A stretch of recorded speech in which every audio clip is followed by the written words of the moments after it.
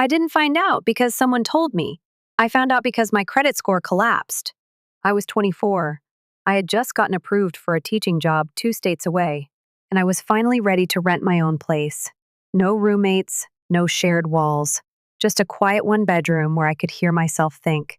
The apartment manager ran the background check like usual, but instead of a welcome email, I got a call. We're sorry, but your credit report raised some red flags. It shows a mortgage under your name, and it's severely behind on payments. I laughed. It was automatic. Confused. I don't own a house, but the silence on the other end wasn't laughing.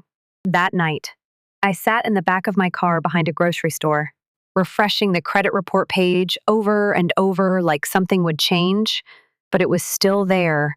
A mortgage I never signed, a loan I never asked for, linked to the address of the house I grew up in. Our family house, the same one my father still lived in, the same house he had quietly, mortgaged under my name. When I was barely old enough to vote, I didn't scream. I didn't call him right away.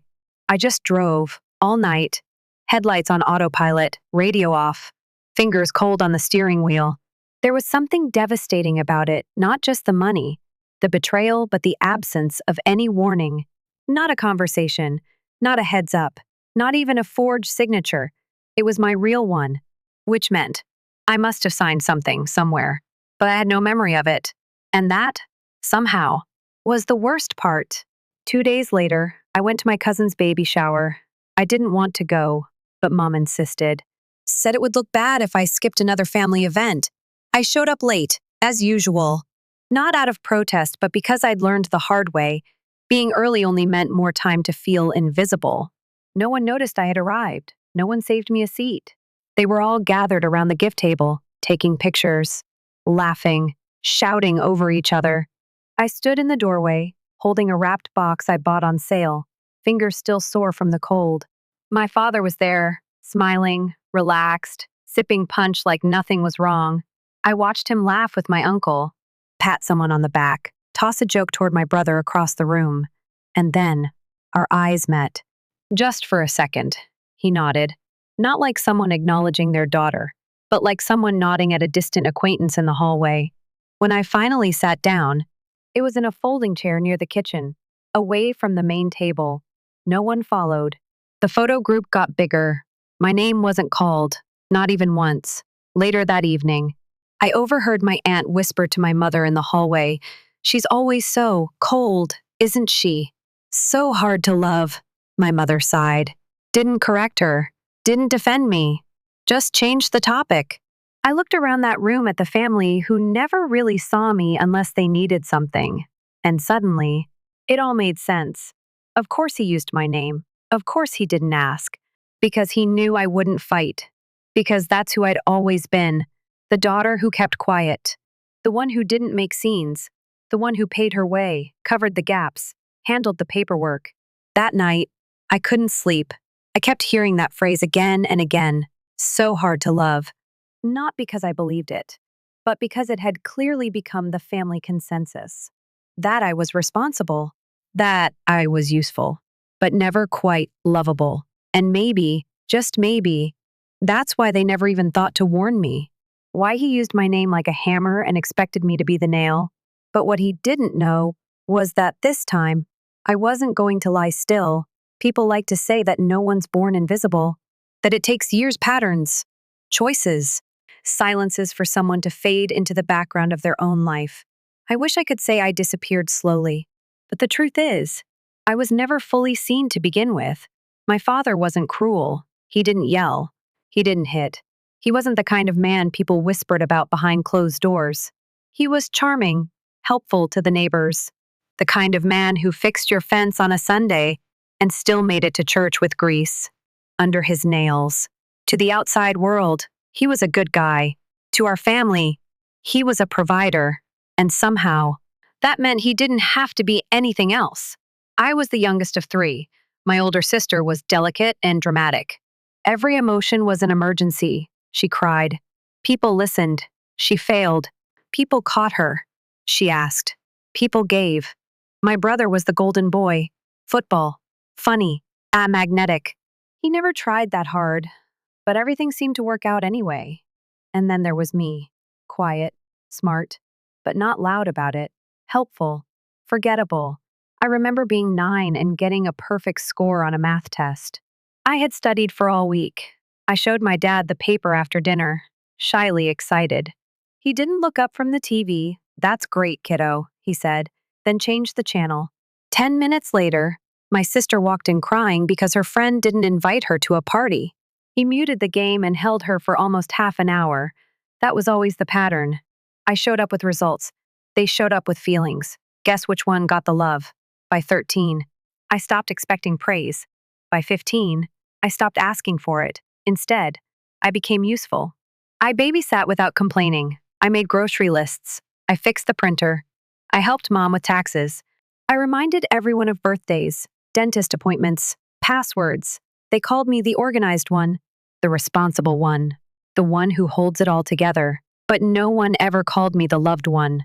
I didn't act out, didn't rebel, didn't give them any reason to worry, because somewhere in my gut, I thought maybe, just maybe, if I didn't make waves, they'd finally look up and notice me. Spoiler alert, they didn't. On my 17th birthday, my dad forgot. Not in a cute, busy dad kind of way. He literally looked me in the eye and asked why I looked so dressed up. I said, "Because it's my birthday." He blinked. "Oh, right. Well, happy birthday, I guess." He didn't even pause the show. I used to think if I did enough for them, they'd love me. That love was something you earned like a bonus for good behavior. So I did more. Picked up extra shifts, helped my brother get into college, wrote my sister's scholarship essay because she was too stressed. No one said thank you, but they kept asking, and I kept giving. I remember one night I overheard my mom on the phone. "I don't worry about her," she said. "She's the strong one." I smiled at first, but then I realized she didn't mean strong. She meant we don't have to take care of her. That sentence followed me for years. Into my 20s, into my first heartbreak, into every time I wanted to ask for help but didn't. Because strong girls don't break. Strong girls don't cry. Strong girls clean up the mess and say nothing. So no, I wasn't surprised when my father used my name. I wasn't shocked that he didn't tell me. I was only surprised that I hadn't seen it sooner. Because that was always my place in the family, not the one they protected, the one they leaned on. But something had changed. This time, I felt it in my bones. I couldn't carry them anymore. Not quietly. Not politely. Not ever again. The first time I said no, it felt like treason. It was a Wednesday. Dad had called out of the blue and asked if I could co-sign for a new utility account. "It's just paperwork," he said, light and casual. "Won't even affect you. You're good with numbers." Right. My chest tightened. Once upon a time, I would have said yes without hesitation. Out of habit, out of fear. Out of hope that maybe, just maybe, this time it would mean something. But not anymore, I inhaled, then answered, "No, just that. No explanation, no excuse." He went silent. "No, no," I repeated. "I can't help with that." He didn't yell, he didn't argue, he just hung up. And somehow, that hurt more. That night, I opened every file folder I had: bank accounts, old tax documents, FAFSA forms, job applications. I was looking for something I wasn't sure existed: proof. And then I found it. It was a scanned document in an old shared Dropbox folder we'd used years ago, back when I thought helping my dad with tech stuff was bonding. The file name was Mortgage Refinance 2016 Final PDF. I opened it. There it was, my full name, my social security number, my digital signature, dated 6 weeks before my high school graduation. I stared at the screen. Numb. It wasn't forged. It was real. And that meant I did sign something. I tried to remember. What was I doing that month? College applications, finals, prom. Then it hit me. I remembered a night when Dad had asked for help printing some forms. Said he had hand pain. Said the documents were for tax stuff. Said he just needed me to sign the bottom because it was a joint household declaration. I hadn't read it. I was 17, tired, and trying to be helpful. So I signed. The shame hit me like a slap. Not just for signing, but for trusting him, for trusting that my own father wouldn't lie to me, wouldn't use my name like a lifeboat and let me drown. I didn't tell anyone, not yet. Instead, I started making copies, screenshots, saved versions with timestamps, a notebook with a timeline of every favor I'd ever been asked. It was like seeing my life in reverse, every moment of helpfulness, now tinged with a different meaning. I changed my online banking password. I set up credit, alerts. I pulled every report I could find and started highlighting the things I didn't recognize. There were more than just the mortgage. There were 3 different inquiries from lenders I'd never contacted, all within the last 2 years. That was when something inside me snapped. Not loudly, not dramatically, but permanently. This time, when Mom asked if I could drive Grandma to her appointment, I said, I can't. When my brother texted asking if I could help him fix his resume, sorry, I'm swamped. When my aunt posted in the family group chat asking who could pick up the birthday cake, I didn't even answer. And for the first time in my life, no felt like oxygen. They noticed. The group chat went quiet around me. The calls became colder. There were whispers. A new nickname floating around behind my back, distant, dramatic, ungrateful. They didn't ask why. They never do. I didn't tell anyone I was moving out. Not my mother, not my brother, definitely not my father. I had spent years alerting them to every decision, texted when I changed jobs, called when I bought new furniture, checked in every holiday even when they didn't answer. But this time, silence was the loudest thing I had. I found a small apartment 2 towns away, second floor, no elevator, a window that creaked when the wind was too strong. It wasn't much, but it was mine. I packed over the course of 2 weeks, quietly, box by box, room by room. No one noticed. They had stopped seeing me a long time ago. One evening, while folding the last of my clothes, I paused. There was a photo taped to the inside of my closet door. Me at 10, Dad's hand on my shoulder. We were smiling, but it didn't feel real. I peeled it down slowly, stared at it, then dropped it in the trash without a word. The next morning, I left the spare house key on the kitchen counter, right next to the empty fruit bowl, right where Mom would find it. Eventually, that afternoon, she called. Where are you? Why isn't your car out front? Are you with someone? No, how are you? No, is everything okay? Only suspicion. Only control. I let the call go to voicemail, then blocked her number. 2 days later, my brother showed up at my new place. I don't know how he found the address. I should have been more careful. He stood outside the apartment gate, shouting into the intercom like we were teenagers again. You need to stop acting like a victim. This isn't about you. You're hurting Mom. I didn't answer. Not then, not ever. He left a note on the mailbox. Dad's in a tough spot. You really gonna leave him hanging? I folded the note, slid it into a drawer I didn't use, and locked it. I spent the next few weeks settling in, updating my bank, filing paperwork, changing emergency contacts. I even found a lawyer, someone who specialized in identity misuse within families. Her name was Sandra. She didn't flinch when I told her the story, didn't gasp, didn't blink. She just said, You'd be surprised how often this happens. Let's get to work. Meanwhile, I stayed quiet. No social media updates, no family group chat replies, no holiday visits. And for the first time, the silence was mine. Then came the twist. One morning, I opened a letter from the bank. Inside, a foreclosure notice for the house I grew up in, addressed to me, because in the eyes of the system, I was still the borrower. They hadn't made payments in over 6 months. My name was on the loan, and now the clock was ticking. I stared at the paper. I didn't cry. I didn't panic. I just folded it, placed it into the case file for Sandra, and whispered. They really thought I wouldn't find out. They still thought I was bluffing, but I had proof, and I was about to use it. I didn't plan to see him again. But sometimes, life hands you moments you didn't ask for, just so you can finally say the things you were never allowed to. It was a Sunday. I had gone back to the neighborhood for an appointment with Sandra, my lawyer, at her nearby office. On the way out, I passed the old park I used to play in, and there he was, my father. sitting on the bench with a takeout coffee, looking relaxed, like the world hadn't burned behind him. I could have walked past, could have kept the power in silence, but something in me stirred. Not anger, not revenge, just readiness.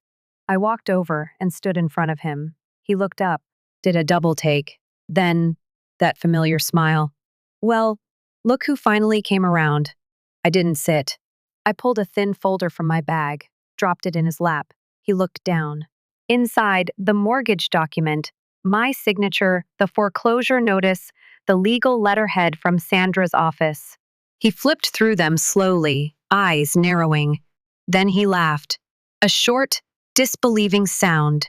So this is what you're mad about. I didn't respond. Come on. I thought we were past this.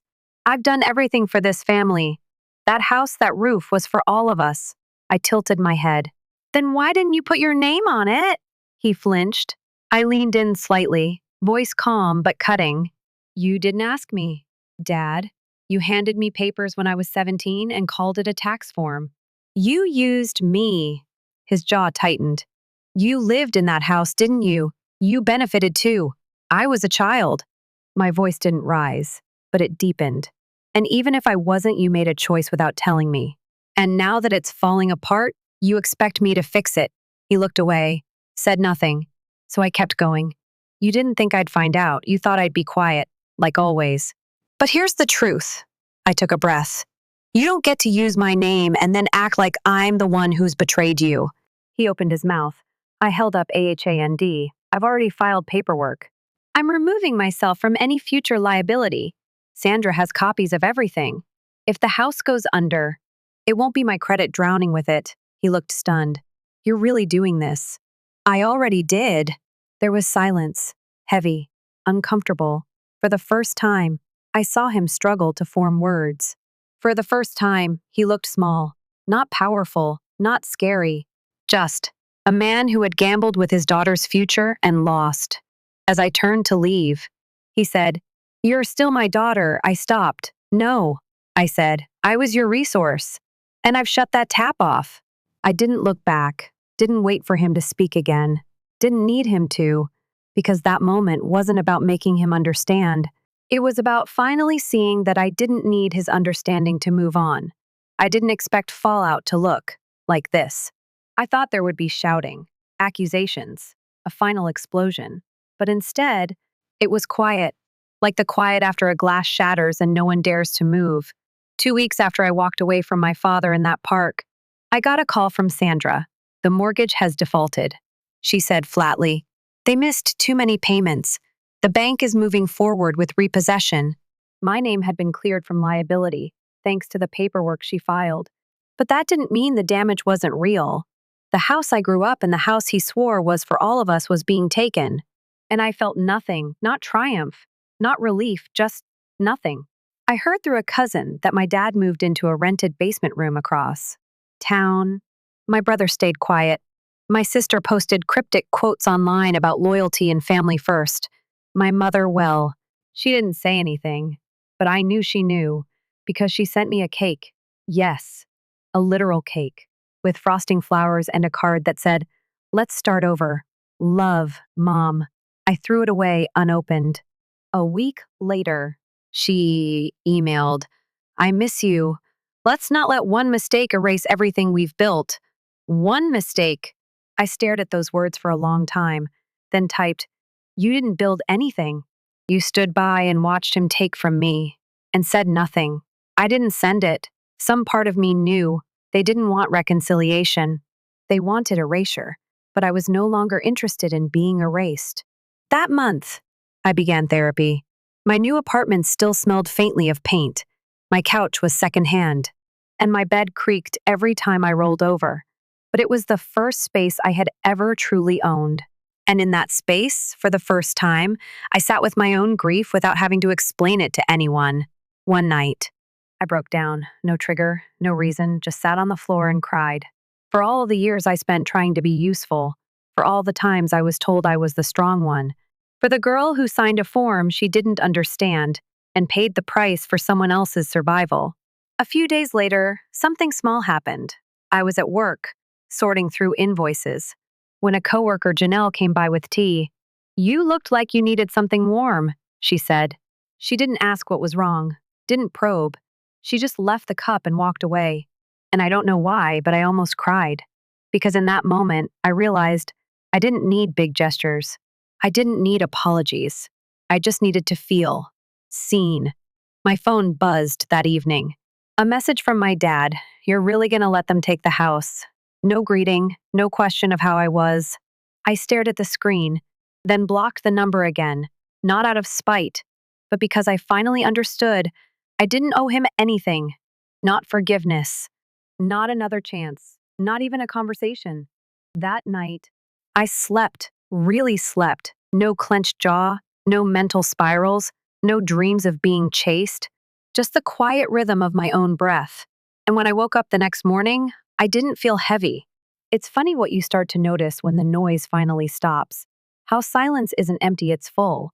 Full of choices you finally get to make for yourself.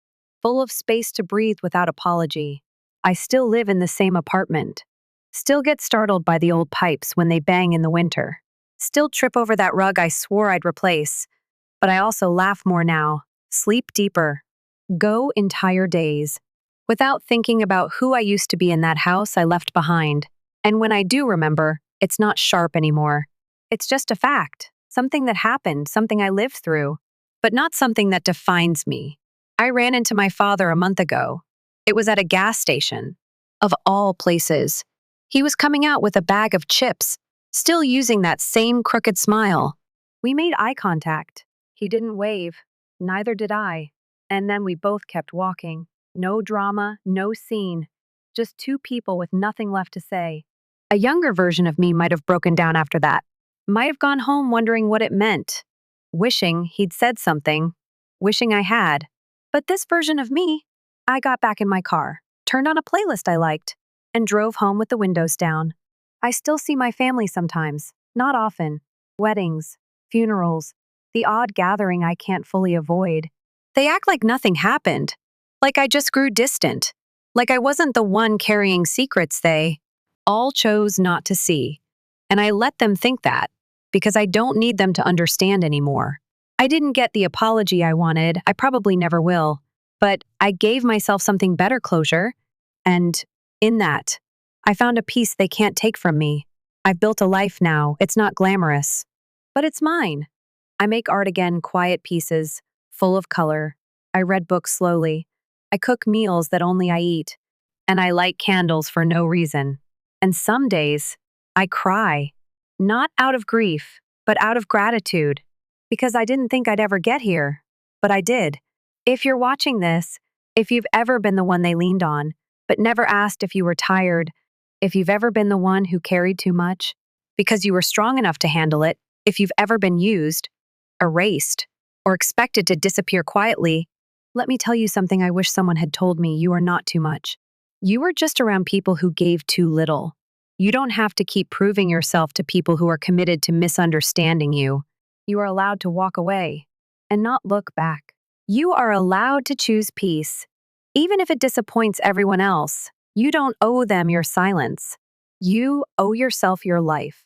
I used to think breaking free would feel like setting something on fire, but it didn't.